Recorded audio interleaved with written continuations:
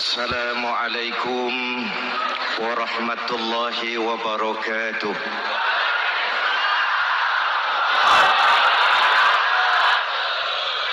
Alhamdulillahillazi ja'ala Ramadhana syahra siyami lil mu'minin. Wassalatu wassalamu ala asyrafil mursalin Sayyidina Muhammadin wa ala alihi wa sahbihi ajma'in, amma ba'du. Para ulama yang saya muliakan, para pejabat baik sipil maupun militer yang saya hormati, alhamdulillah malam ini atas izin Allah, mudah-mudahan yang kita laksanakan ini merupakan bagian dari amal ibadah kita di bulan suci Ramadan ini.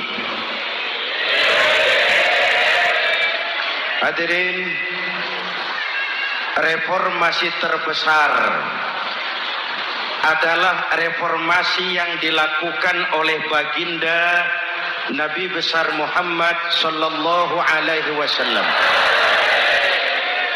23 tahun merombak satu bangsa biadab menjadi bangsa beradab, merombak umat yang terpecah belah menjadi umat yang bersatu, merombak masyarakat yang tenggelam dalam kemusyrikan menjadi umat yang bertauhid. Reformasi besar apa yang dilaksanakan oleh Rasul dan apa hubungannya dengan kita sekarang? Ini yang ingin saya sampaikan malam ini. Pertama, beliau melaksanakan reformasi akidah, membebaskan manusia dari kemusyrikan, menyelamatkan manusia dari ketergantungan kepada benda. 13 tahun beliau berjuang di kota Makkah hanya untuk menanamkan la ilaha illallah Muhammadur Rasul. Dari sana segalanya dimulai, meletakkan fondasi. Saya yakin tidak ada Tuhan selain Allah dengan seluruh konsekuensinya. Kalau saya yakin tidak ada Tuhan selain Allah, maka saya tidak akan menyembah kecuali hanya kepada Allah. Orang yang benar fondasinya, benar sujudnya. Jelas? Kalau saya yakin tidak ada Tuhan selain Allah, saya tidak akan minta rizki kecuali hanya kepada Allah. Orang yang benar fondasinya, jauh dari korupsi, jauh dari judi.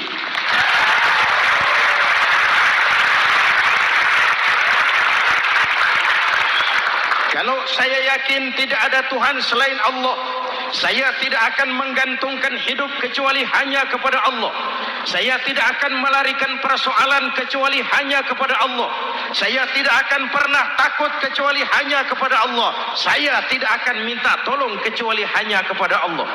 Inilah generator yang membangkitkan seluruh nilai-nilai amal kita. Kita puasa, kita sujud, kita jihad, itu kan karena nilai iman. Betul? Imannya tidak kelihatan, yang kelihatan gejalanya. Mic ini berbunyi karena ada strom. Percaya apa tidak? Kelihatan stromnya? Kok tahu ada strom dari mana? Dari bunyi.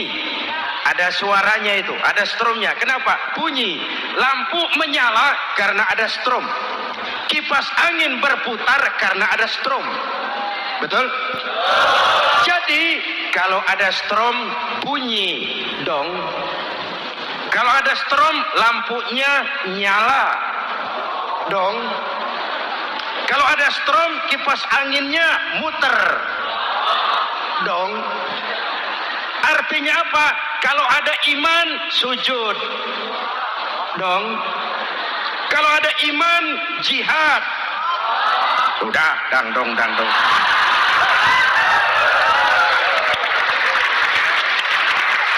Seluruh amaliyah akidah kita hanya refleksi dari nilai-nilai keimanan. Maka dimulai dengan fondasi. Kalau fondasi kuat, apapun yang mau dibangun aman. Kalau fondasi rapuh, apa yang mau dibangun di atas fondasi yang rapuh? Karena itu, dengan tabligh akbar ini pesan pertama saya, mari jaga nilai-nilai iman kita. Kita masih bergelut dengan zaman susah. Judi kembali merebak. Narkoba meracuni remaja dan pemuda-pemudi kita.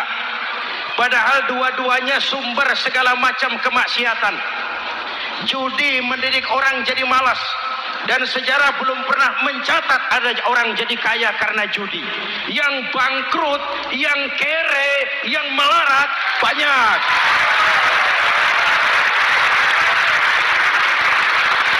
Makanya saya bersyukur di sini nggak ada yang judi. Nggak ada, mana saya nggak lihat di sini. Entahlah kalau di luar sini.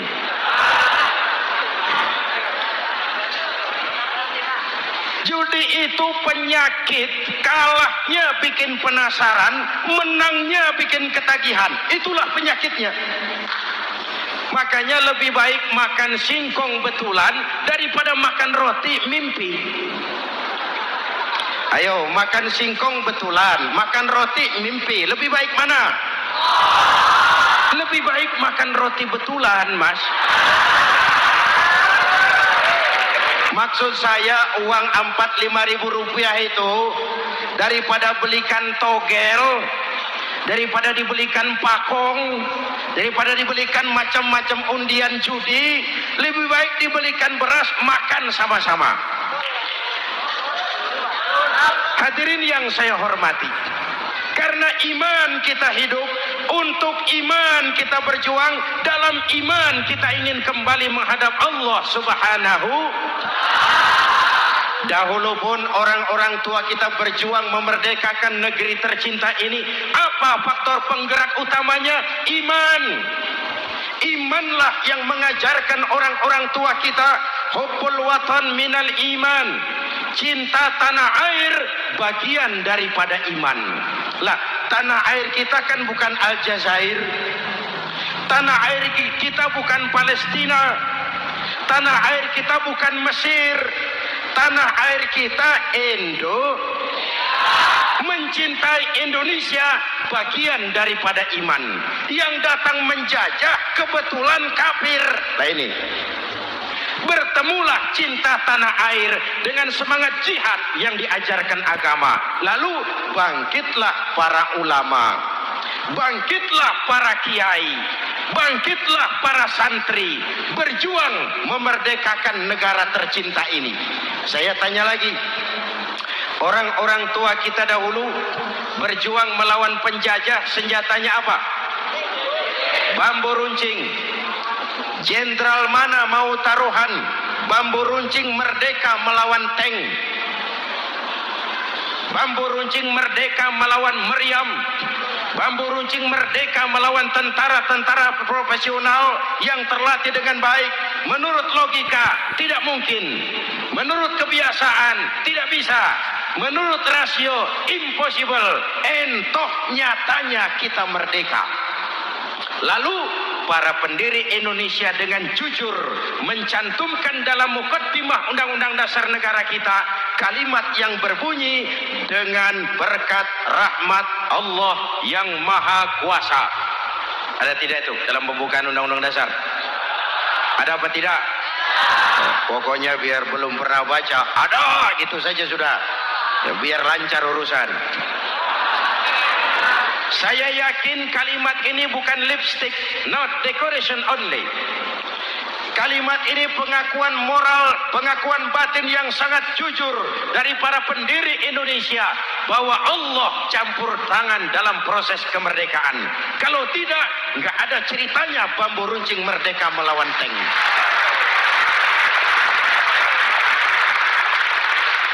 Kalau dulu iman untuk merebut kemerdekaan, sekarang iman untuk mengisi kemerdekaan. Betul? Betul? Karena itu jaga nilai-nilai iman. Jangan tidur. kita sudah berhasil melaksanakan pemilu. Sidang umum MPR sudah digelar. Pemerintahan baru sudah terbentuk. Itu kita pilih bersama. Kita dukung bersama. Mendukung itu tidak harus selalu iya. Kula nuwun sumuhun dawuh kumaha juragan wae oke bos. Mendukung tidak harus selalu iya. Mendukung juga memberikan saran, kritik, perbaikan. Kenapa? Di mana-mana di dunia ini kekuasaan cenderung mau menang sendiri. Kekuasaan cenderung untuk korup. Karena itu kalau kita cinta kepada pemerintah, kita harus mengawasi jalannya pemerintahan kita ini.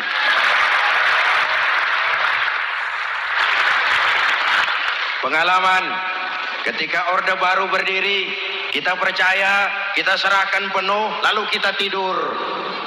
Akhirnya kita jadi susah sendiri. Betul? Umat Islam tidak boleh jatuh dua kali di tempat yang sama. Hari ini lewat sini jatuh wajar, belum tahu barangkali. Besok lewat sini lagi jatuh lagi, goblok tenan. Masa jatuh dua kali di tempat yang sama itu bagaimana? Hadirin yang saya hormati, nilai-nilai iman, intan paling mahal, mutiara paling berharga, tidak lain nilai iman. Imanlah yang menyebabkan kita gembira menyambut datangnya Ramadan, menyingsingkan lengan baju, menghamparkan sajadah, melakukan pendekatan yang intens kepada Allah. Kenapa? Kita mengerti nilai Ramadan. Tempo hari saya berikan contoh. Di tangan kanan saudara ada berlian, harganya 50 juta. Di tangan kiri saudara ada rumput seikat. Berlian dan rumput ini taruh di depan kambing. Kira-kira mana yang diambil kambing? Rumput, dasar kambing. Kambing tidak ngerti nilai berlian. Padahal kalau kambing sedikit mau pakai otak. Kalau berlian yang saya ambil, kata kambing, lalu saya bawa ke pasar, kemudian saya jual, harganya 30 juta, lalu dibelikan rumput, dapat rumput sekabupaten. Tapi kambing tidak ngerti nilai berlian, yang kambing tahu cuma rumput. Kenapa? Hidup kambing cuma melayani perut. Maka kata Imam Ali karramallahu wajhah, orang yang hidupnya hanya untuk melayani perut,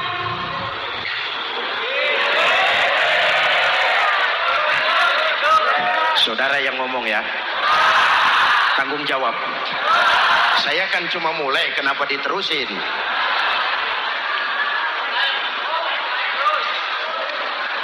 Hadirin yang saya hormati, jaga iman baik-baik, wariskan kepada anak-anak kita. Mereka harapan kita semua. Mereka masa depan Indonesia. Akan bagaimana Republik Indonesia, bahkan akan bagaimana Islam di Republik Indonesia 20, 30, 40 tahun yang akan datang. Anak-anak kita lah jawabannya.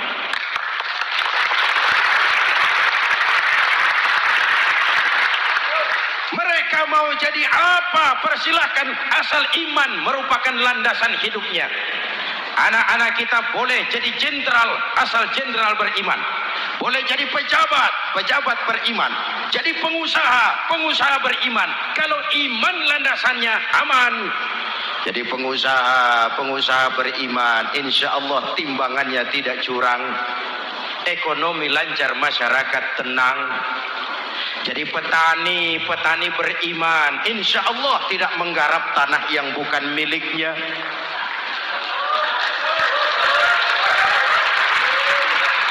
Jadi pejabat, pejabat beriman, insya Allah korupsinya sedikit.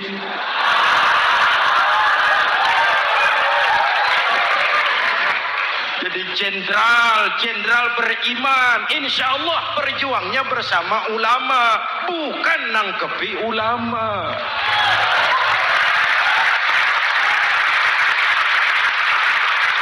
Jadi teknokrat beriman, jadi pengusaha beriman, jadi seniman beriman, jadi maling. Nggak ada, mana ada maling beriman. iman landasannya, insya Allah aman. Ini yang pertama. Yang kedua, baginda Nabi melaksanakan reformasi sosial. Berupa apa? Membebaskan manusia dari ras diskriminasi. Mengikat manusia dengan tali akidah. Diciptakan kita dari laki-laki dan perempuan. Dijadikan kita bersuku-suku dan berbangsa-bangsa. Bahkan Quran memulai dengan kalimat syu'ub. Waja'alnakum syu'uban wa qabaila. Kami jadikan kamu berbangsa-bangsa dan bersuku-suku agar kamu saling mengenal satu dengan yang lain. Saya ingin mengulangi imbauan saya. Mari kita tingkatkan kerukunan. 3 macam kerukunan. Pertama, rukun antar umat seagama. Sesama muslim harus rukun. Ya Pak? Ya Bu?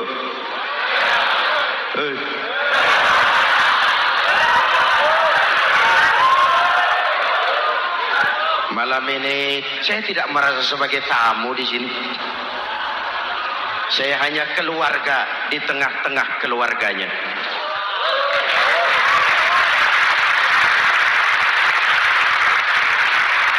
Di sepanjang Jawa kah saya, ke Sumatera kah saya, ke Kalimantan saya, ke Sulawesi saya, ke Irian Jaya saya, kemana saja saya pergi, di mana saja saya berada, saya hanya keluarga di tengah keluarganya. Sebagai muslim kita terikat akidah. Sebagai bangsa kita punya komitmen. Kita ingin bersatu nusa, satu bangsa, satu. Inilah kita. Hadirin yang saya hormati, rukun antar umat seagama. Hura-hura pemilu sudah lewat. Ekses-eksesnya harus kita hilangkan. Boleh jadi kemarin-kemarin karena berbeda kaos sama teman gak teguran. Yang sudah, yang penting sekarang ke depan. Sudah capek kita rakyat diobok-obok. Sudah datang saatnya kita meluruskan saf, merapatkan barisan, menggalang semangat kebersamaan. Rukun antar umat seagama. Begitulah malam ini saya hadir di tengah keluarga sendiri. Yang mengikat kita apa? Akidah. Di masjid kita ditemukan, dan inilah simbol kehidupan umat. Tadi kita sholat isya dan tarawih di sini, menghadap ke arah yang sama, menyembah Allah Tuhan yang sama, melakukan gerak yang sama, membaca bacaan yang sama, dengan bahasa yang sama. Betul? Tapi kita datang dari segala penjuru. Kita datang dari sebelah lor, sebelah kidul, sebelah wetan, sebelah kulon. Di sini, di masjid ini, kita menghadap ke arah yang sama.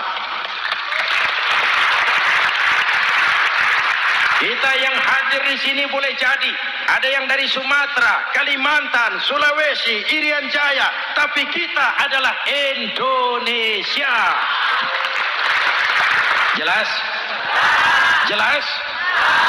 Saya sering kasih contoh, coba kalau sholat pakai bahasa masing-masing, ramai masjid, bingung malaikat. Ini Indonesia ramai karena tiap provinsi sholat pakai bahasa masing-masing. Kalau Riau bicara sendiri, Ambon bicara sendiri, Aceh bicara sendiri, Irian bicara sendiri, ramai masjid. Jelas? Jelas? Yang imam pakai bahasa Indonesia, takbir, Tuhan yang maha besar. Gagah sekali, bingung malaikat. Kembali kita kalau sholat pakai bahasa masing-masing. Betapa ramainya masjid. Itu cermin dari bangsa yang tidak bisa menjaga kesatuan dan persatuan. Uni Soviet almarhum, al-mal'un, itu negara adidaya, negara adikuasa, bersama-sama dengan Amerika menjadi polisi dunia. Tetapi kemudian dihantam oleh glasnost yang kebablasan. Gorbachev terpental, Soviet pecah jadi negara kecil berkeping-keping. Mimpi mengembalikan Soviet seperti dulu.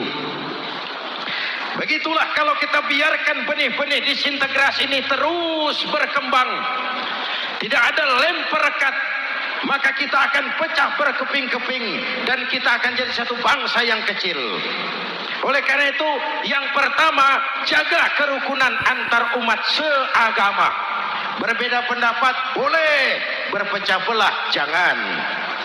Berbeda partai, oke, tapi berbeda dalam wawasan bernegara, jangan.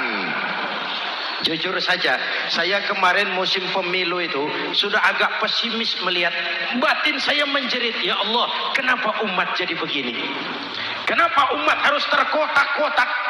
Terlalu banyak partai-partai Islam waktu itu, 20 lebih. Begitu sidang umum MPR berjalan, saya mulai melihat titik optimisme. Ada yang mengkristal, di mana orang tidak lagi melihat partainya, tetapi melihat nilai-nilai imannya. Itulah yang memang utama buat kita.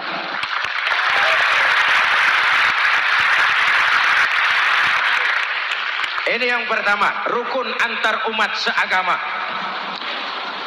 Yang kedua, rukun antar umat beragama.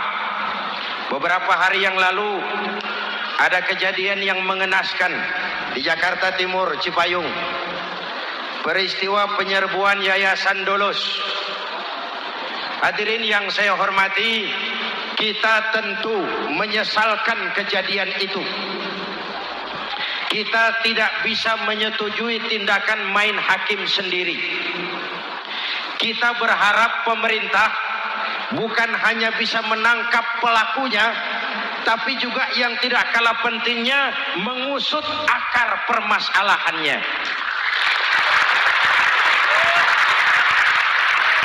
Kenapa itu terjadi?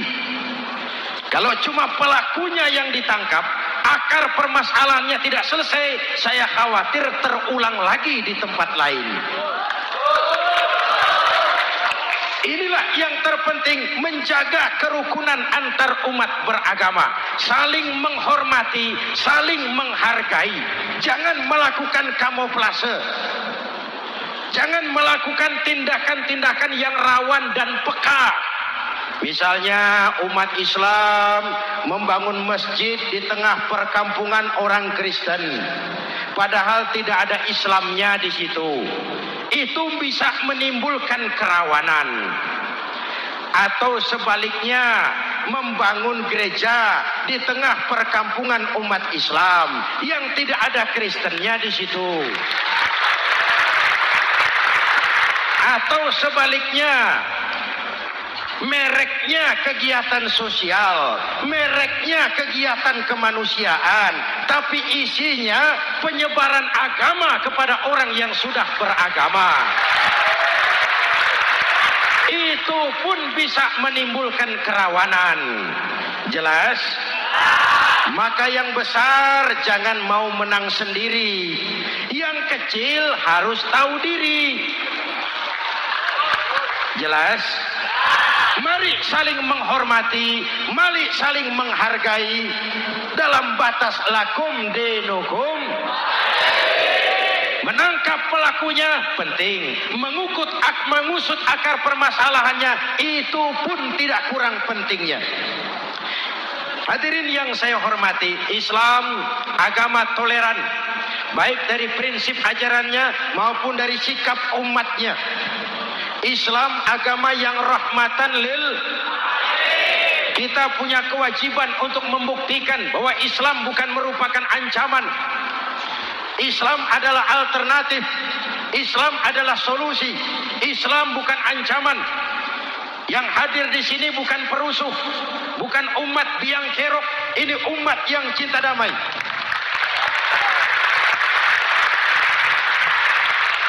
Ini umat yang tidak pernah mencari-cari musuh, tapi juga tidak akan pernah lari kalau bertemu musuh. Mari kita jaga kerukunan antar umat beragama. Jangan sampai peristiwa Dolos terulang lagi di tempat-tempat lain. saling menghargai, saling menghormati. Jangan main hakim sendiri, tapi juga jangan mau menang sendiri. Hadirin yang saya hormati, dengan menjaga kerukunan antar umat beragama, akar keutuhan kita sebagai bangsa semakin terpelihara.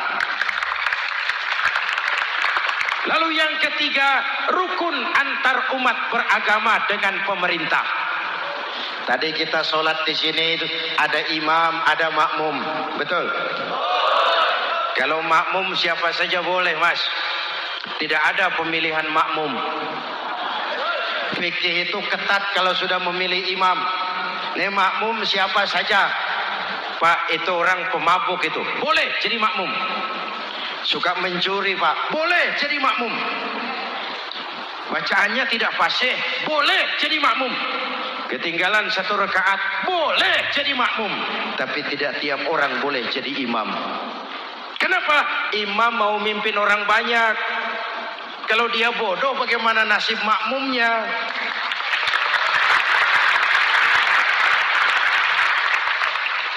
Ada karikatur di Medan, pernah kejadian. Anak kecil disuruh sholat sama ibunya. Nak, sholat kau. Aku tak pandai sholat, Ma. Si Ucok rupanya ini.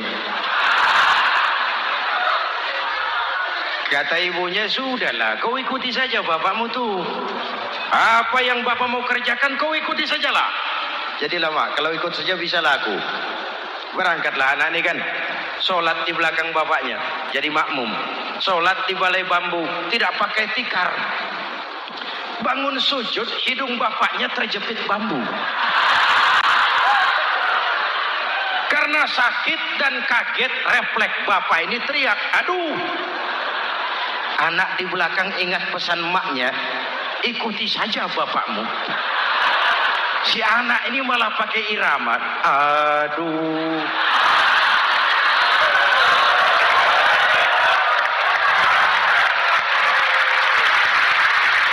Lah, ada yang lebih gendeng lagi. Mendengar anaknya mengadu, bapaknya menoleh ke belakang.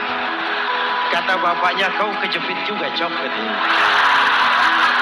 Sholat jadi ngobrol. Kalau makmum dan imam sama bodohnya, rusak sholat ini.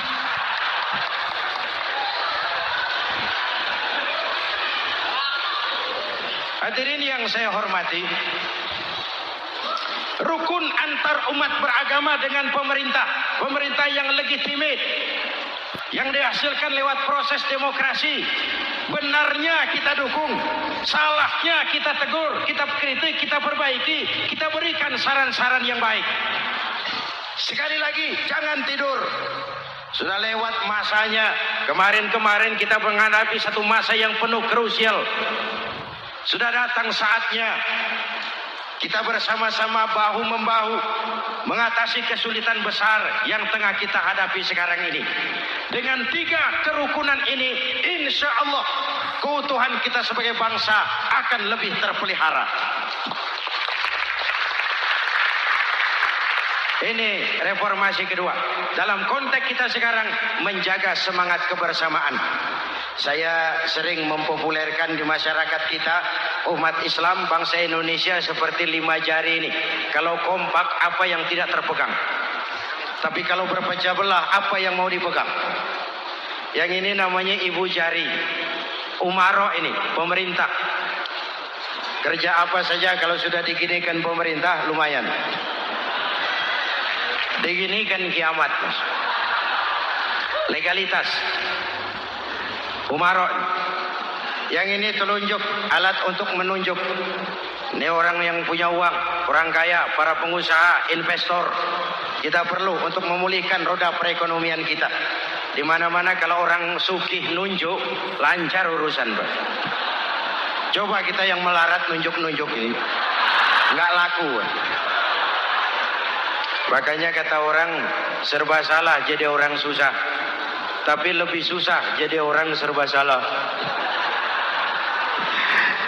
Serba salah jadi orang susah, tapi lebih susah jadi orang serba salah. Telunjuk. Yang ini cari tengah lah ini. Di tengah dia, ke kanan tidak, ke kiri tidak. Milik semua golongan ini, netral. Siapa ini? TNI. Siapa ini? Cendekiawan. Siapa ini? Ulama idealnya ini. Milik semua, tidak kemana-mana tapi ada di mana-mana. Gak bisa diajak suitan ini. Gak ada anak-anak main kelereng suitnya begitu itu gak ada.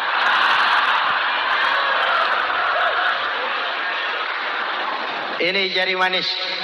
Remaja, pemuda, masa muda, masa yang paling manis. Semua harapan milik pemuda. Belum pernah saya dengar ada orang pidato para kakek-kakek harapan bangsa, belum pernah.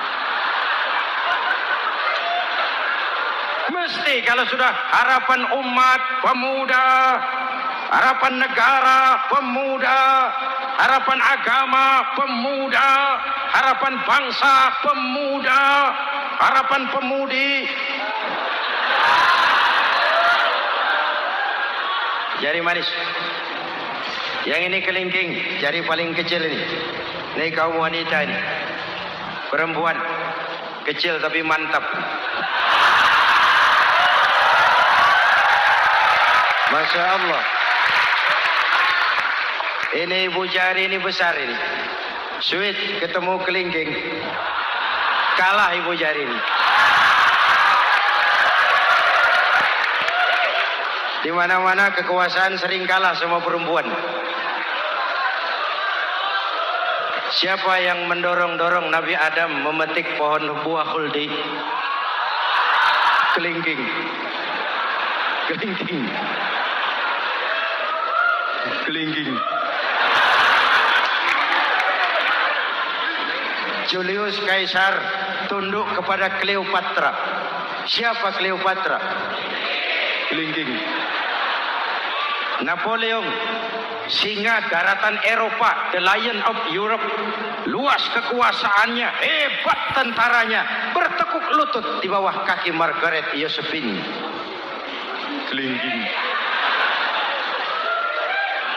Hadirin yang saya hormati, kalau 5 pilar ini bersatu, ringan sama dijinjing, berat sama dipikul, kita akan jadi satu bangsa yang kuat.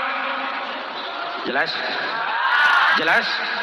Dengan Ramadan, dengan tabligh akbar malam ini, mari kita jaga semangat kebersamaan. Saya selalu mengingatkan sekarang lebih banyak tukang kompor daripada tukang lem. Lebih banyak tukang kompor daripada tukang lem. Hangati sana, sulut sini, bakar sana, panasi sini. Terbakar kita, dia lari tepuk tangan. Dan kita yang rugi. Jelas? Jelas? Ini hal yang kedua. Reformasi sosial mengikat manusia dengan tali akidah, mempersaudarakan manusia dari manapun orang datang, apapun warna kulitnya, dari suku apapun ia dilahirkan, kalau akidahnya sama, itulah saudara kita.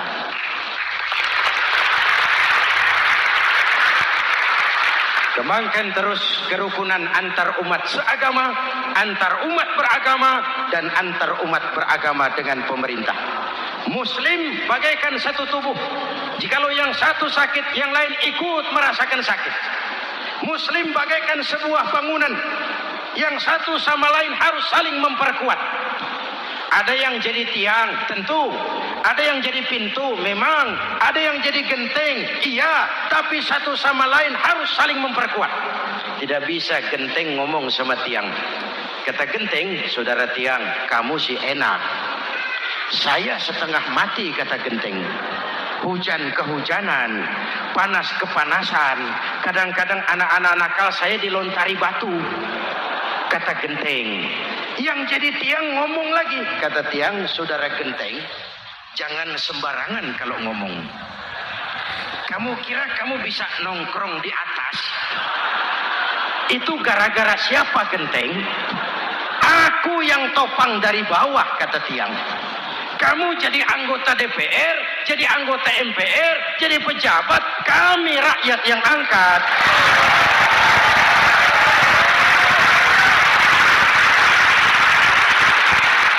Jangan waktu di bawah rajin ngamalkan ayat kursi, dapat kursi lupa sama ayat.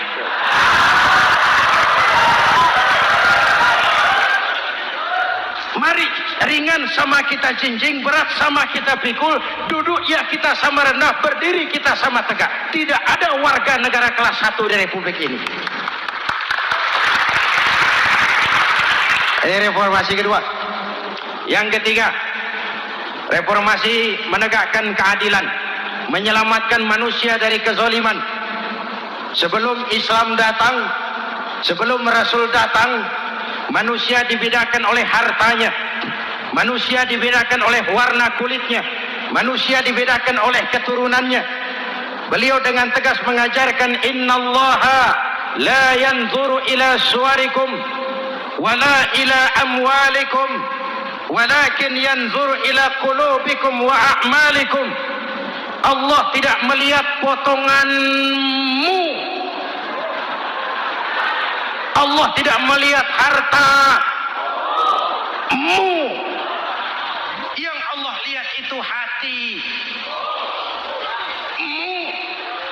dan amal perbuatan.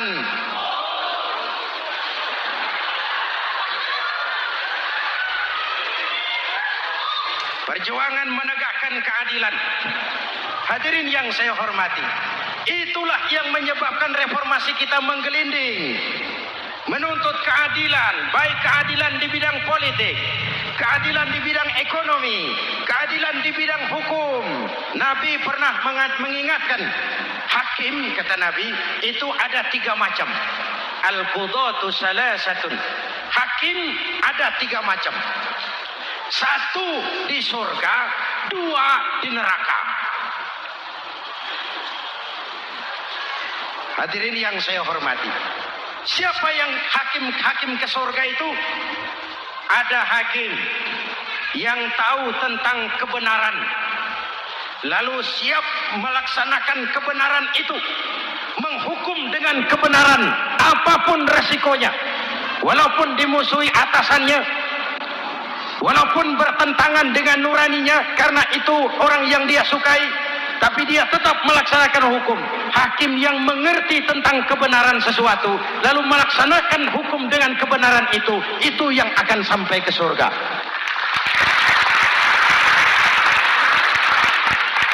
Yang kedua, ada hakim tahu tentang kebenaran, tapi tidak mampu melaksanakan hukum dengan kebenaran itu.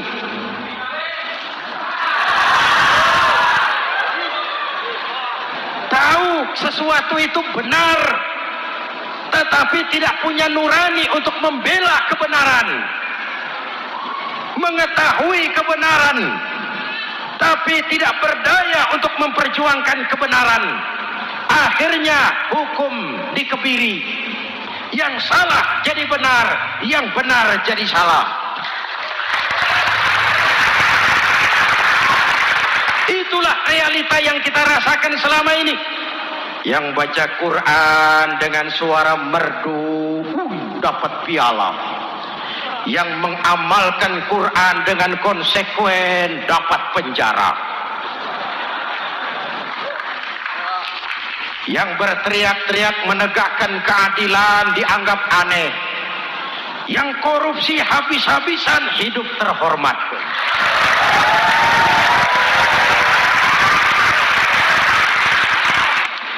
Jadi yang kedua tadi hakim yang tahu kebenaran tetapi tidak mampu melaksanakan hukum sesuai dengan kebenaran. Diperkosanya kebenaran, ditekannya hati nuraninya, sehingga ini yang mengakibatkan terlukanya perasaan keadilan. Yang ketiga lebih celaka lagi, ada hakim yang tidak mengerti tentang kebenaran, lalu melaksanakan hukum dalam ketidakmengertiannya. Bodoh melaksanakan hukum dalam kebodohan, itu pun menyebabkan orang masuk neraka. Na'udzubillah. Hadirin yang saya hormati, reformasi yang dilaksanakan Rasul berjuang menegakkan keadilan. Setelah membebaskan manusia dari ras diskriminasi, an-nas kulluhum li Adam wa Adam min turab, la fadla li Arabiyyin ala ajamiyyin illa bitaqwa. Seluruh manusia berasal dari Adam Adam diciptakan dari tanah, dan tidak ada kelebihan Arab dengan yang bukan Arab kecuali dengan takwanya. Nah, saya masih ingat sebuah cerita. Mau dengar? Mau dengar? Pada waktu Umar bin Khattab radhiyallahu anhu menjadi khalifah, menjadi Amirul Mukminin, itu yang jadi gubernur di Mesir adalah Amr bin As. Satu saat Amr bin As ingin mendirikan masjid, tapi tanah lokasi masjid itu milik orang Yahudi. Ada gubuk di situ. Dipanggil Yahudi ini oleh Amr bin As. Saudara Yahudi, iya. Itu rumahmu ya? Iya. Sudah tahu belum? Belum. Ya memang saya belum kasih tahu. Begini, kamu bangun sembarangan saja. Rumahmu kena jalur hijau itu. Lalu, saya mau bangun masjid di situ. Ya tapi ada rumah saya, Pak. Sudahlah, rumahmu saya bayar, saya beli. Enggak mau, Pak. Rumah saya cuma itu-itunya. Saya bayar 2 kali lipat. Enggak mau, Pak. Enggak mau. Sudahlah, saya ganti rugi. Ya, enggak mau, Pak. Namanya juga ganti rugi, Pak. Biar digantikan tetap rugi. Mangkel Amr bin As ini wong cilik kok bertingkah amat. Si amat aja enggak bertingkah. Panggil kamtib. Hei, gusur. Ditarik rumah Yahudi ini, ambrol. Menitiskan air mata si Yahudi di sudut kehidupan. Begini wong cilik ini, sudah jatuh tertimpa tangga. Rumah cuma sak gubuk-gubuknya diderek oleh petugas. Pikir-pikir Amr bin As kan cuma gubernur. Di atasnya kan masih ada khalifah Umar bin Khattab. Saya mau lapor ke pusat. Berangkat Yahudi ini dari Mesir menuju Madinah. Berhari-hari berjalan, sambil berpikir, ini nanti kalau saya laporan kepada khalifah, apa pengaduan saya diterima? Wong saya rakyat kecil, lagian Yahudi, sementara yang menggusur saya ini gubernurnya sendiri. Terus dia berjalan sampai di kota Madinah. Lewat tengah hari dia mulai cari-cari. Ada orang, ketemu orang sedang tidur di bawah pohon kurma. Selamat siang, Pak. Siang. Saya mau numpang tanya, Pak. Tanya apa? Bapak tahu Khalifah Umar bin Khattab? Tahu. Istananya di mana, Pak? Istananya di atas lumpur. Di atas lumpur? Iya. Pakaian kebesarannya apa, Pak? Sutra? Bukan. Pakaian kebesarannya malu dan takwa. Pengawalnya banyak, Pak. Banyak? Berapa peleton? Pengawalnya yatim, orang jompo, kelompok mustad'afin, orang-orang lemah, janda-janda tua.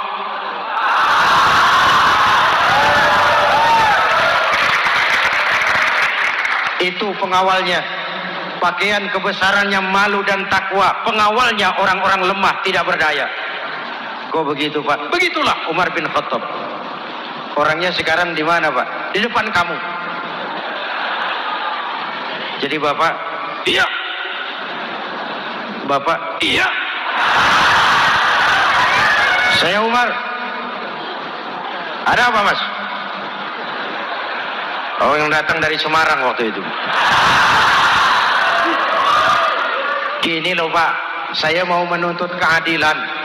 Keadilan kenapa? Gubernur Bapak Amr bin As itu, Pak, zolim. Kenapa dia? Gubuk saya main tarik saja, runtuh. Saya nggak punya rumah lagi, wong saya ini golongan makmur, cuma rumah sama sumur.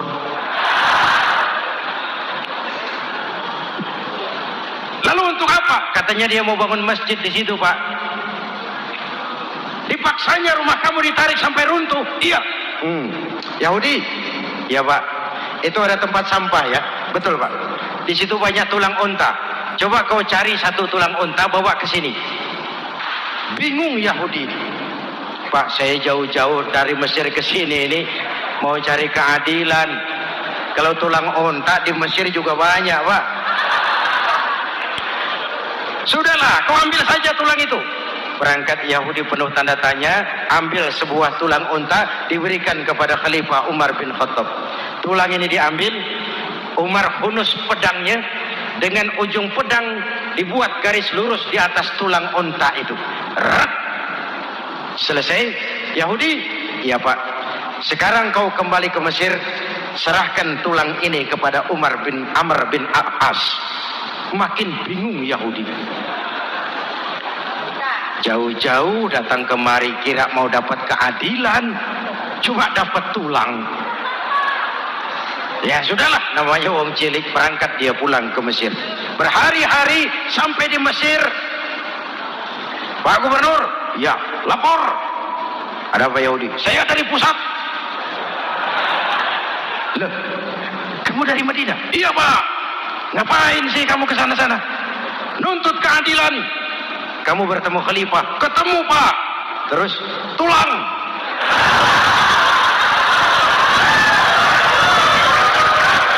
Ini loh Pak, salam dari beliau. Tulang. Apa maksudnya? Aku nggak ngerti lah itu Pak. Goreng. Diambil tulang itu. Amr bin As melihat ada garis lurus dengan ujung pedang. Gemetar badannya, keringat bercucuran. Kepala proyek dipanggil. Mas, ini proyek masjid batal. Gubuk Yahudi dirikan lagi. Loh Pak, kata kepala proyek, saya kan sudah menang tender Pak.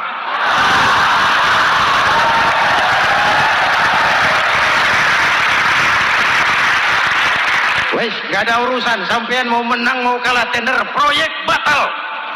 Itu gubuknya Yahudi dirikan lagi. Yahudi makin bingung. Ada gubernur dapat tulang gemetar. Pak Gub, ya, sebenarnya apa yang terjadi? Apa-apa? Kamu sedikit-sedikit main pusat.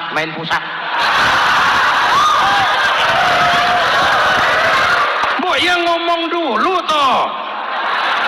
Ya kan awalnya saya sudah ngomong Pak, tapi gubuk saya tetap ditarik. Percuma ya saya ke pusat Pak. Saya dapat teguran keras dari Khalifah. Tahu kau apa artinya ini? Seolah beliau berkata, "Hai Amr bin As, jangan mentang-mentang sedang berkuasa kau bertindak seenakmu. Berlaku lurus dan adillah kamu seperti lurusnya garis di atas tulang ini."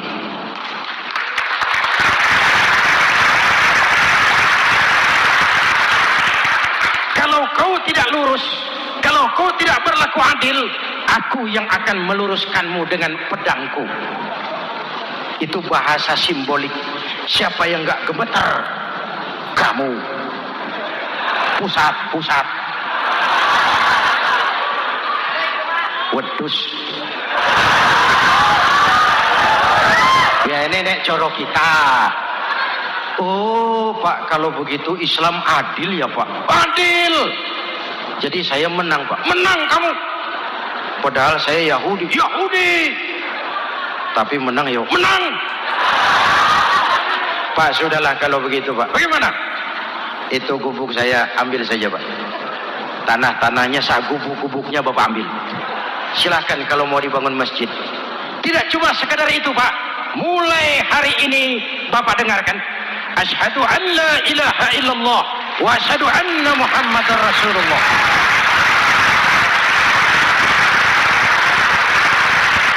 Yahudi bisa menang perkara menghadapi gubernur. Kalau ini terjadi di Indonesia,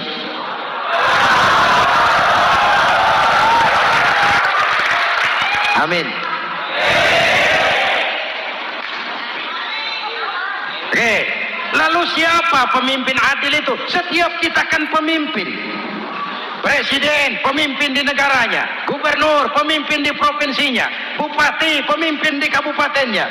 Pak Camat, pemimpin kecamatannya. Pak Lurah, pemimpin di kelurahannya. Suami, pemimpin di rumah tangganya. Anak muda, pemimpin bagi dirinya. Dan setiap kita akan dimintakan tanggung jawab. Anak muda pemimpin buat dirinya, nanti diminta tanggung jawab. Kakimu kau bawa jalan kemana? Tanganmu ngambil apa? Lidahmu bicara apa? Matamu menteleng. Apa yang dilihat? Seluruhnya akan dimintakan pertanggungan jawab. Marilah kita jadi orang yang adil kepada diri, kepada keluarga, dan akhirnya kepada masyarakat, bangsa dan negara. Hadirin yang saya hormati, satu ayat yang sering dibaca pada akhir khutbah khatib Jumat, innallaha ya'muru bil adli wal ihsan. Allah memerintahkan kamu berlaku adil dan berbuat ihsan. Tidak sekadar adil tapi ihsan. Ihsan nilainya lebih tinggi dari adil. Contoh, nak, tolong taruh telur itu di pinggir meja. Anak yang adil apa adanya, ditaruh telur di pinggir meja. Anak yang ihsan lain. Lah iya, perintahnya sih di pinggir meja, tapi kalau pas di pinggir meja kan jatuh ke bawah. Ke tengah sedikit. Ini ihsan. Oleh karena itu, mari, perjuangan menegakkan keadilan masih panjang. Jalannya tidak lurus bertabur bunga, menanjak, menurun, banyak onak dan duri. Namun seperti yang dikatakan seorang tokoh, masih Napoleon, kalau ada 1000 orang penegak keadilan, saya satu dari yang 1000 itu. Kalau ada 100 penegak keadilan, saya juga satu dari yang 100 itu. Kalau ada 10 orang menegakkan keadilan, saya juga satu dari yang 10 itu. Kalau hanya 1 orang yang menegakkan keadilan, maka sayalah yang 1 itu. Tetap konsisten berjuang menegakkan keadilan, walaupun besok langit akan runtuh, walaupun besok akan kiamat, keadilan tetap harus ditegakkan. Ini reformasi yang ketiga, menegakkan keadilan, mengayomi masyarakat dengan hukum yang tegas. Dan Rasul menjadi contoh. Ini yang hebat. Misalnya beliau berkata, wallazi nafsi biyadih, law anna Fatimah binti Muhammadin sarqat laqata'a Muhammadun yadaha. Demi Allah, andai kata Fatimah putri Muhammad mencuri, jangan orang lain, Muhammad sendiri yang akan memotong tangannya. Hukum berwibawa, masyarakat terlindungi. Kenapa? Nabi jadi contoh. Jelas? Beliau mengajarkan orang beramal. Kepada putrinya beliau mengatakan apa? I'mali ya Fatimah, i'mali fa inni la ughni anki minallahi syai'a. Fatimah, beramal kau. Fatimah, beramal kau. Fatimah, solat kau. Fatimah, puasa kau. Fatimah, zakat kau. Fatimah, haji kau. Kalau kau tidak beramal Fatimah, aku ayahmu Rasulullah tidak akan sanggup membelamu di akhirat nanti. Ini keadilan. Tidak mentang-mentang putri kesayangan Nabi lalu sudah Fatimah kamu nggak sholat nggak apa-apa, nanti di akhirat ada papi. Jauh dari semangat nepotisme. Putri beliau sendiri ditekankan, i'mali ya Fatimah fa inni la ughni anki minallahi syai'a. Beramal kau Fatimah, kalau kau tidak beramal, aku ayahmu tidak akan sanggup membela kamu di akhirat nanti. Inilah inti dari nilai keadilan. Jauh dari nepotisme, apalagi kolusi. Hadirin yang saya hormati, lalu saya masuk kepada yang keempat. Reformasi keempat yang dilaksanakan oleh baginda Rasul, menyelamatkan manusia dari gaya hidup sekuler, menyelamatkan manusia dari gaya hidup materialis, mengajarkan keseimbangan, ada hidup sesudah mati, ada akhirat sesudah dunia. Betul? Betul? Kalau saja tidak ada hidup sesudah mati, kalau saja tidak ada akhirat sesudah dunia, persilahkan hiduplah saenae, nek perlu saenae udelmu dewe. Sayang. Ada hidup sesudah mati, ada akhirat sesudah dunia. Ini semua calon-calon jenazah.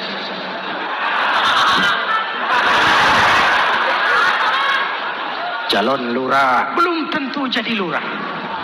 Calon gubernur, yang antri panjang. Calon menteri, mimpi. Calon jenazah, pasti. Betul? Karena ada hidup sesudah mati, ada akhirat sesudah dunia. Ini jadi rem. Saya kepengen kaya, tapi kalau menipu orang bagaimana dikubur?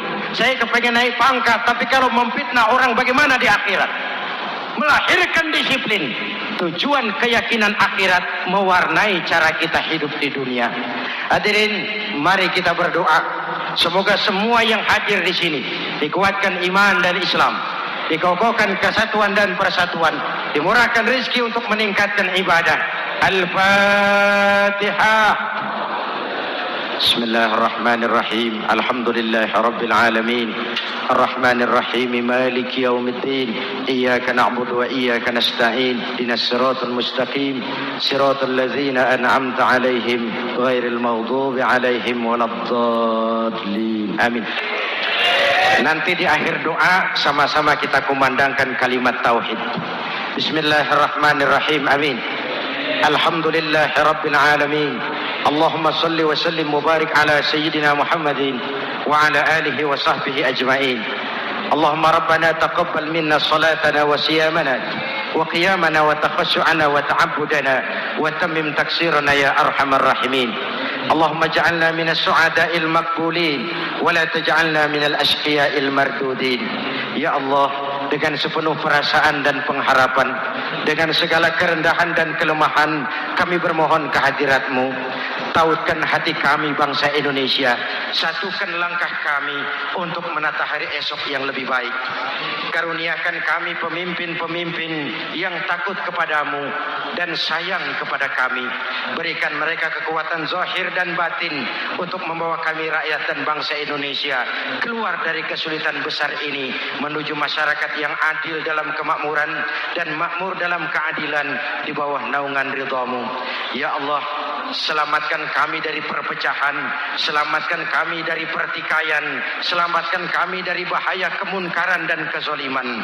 Rabbana hab lana min azwajina wa dhurriyyatina qurrata a'yun waj'alna lil muttaqina imama.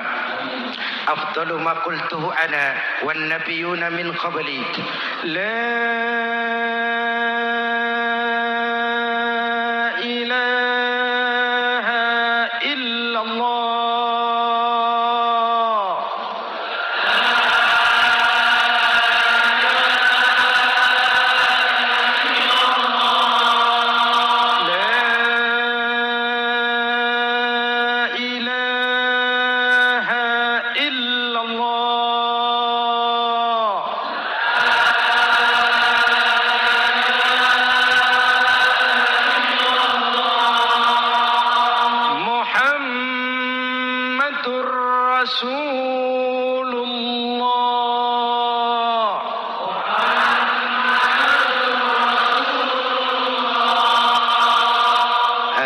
صلى الله عليه وآله وسلم كلمة حق عليها نحيا وعليها نموت وعليها نبعث إن شاء الله من الآمنين. ربنا آتنا في الدنيا حسنة وفي الآخرة حسنة وقنا عذاب النار وآخر دعوانا عن الحمد لله رب العالمين.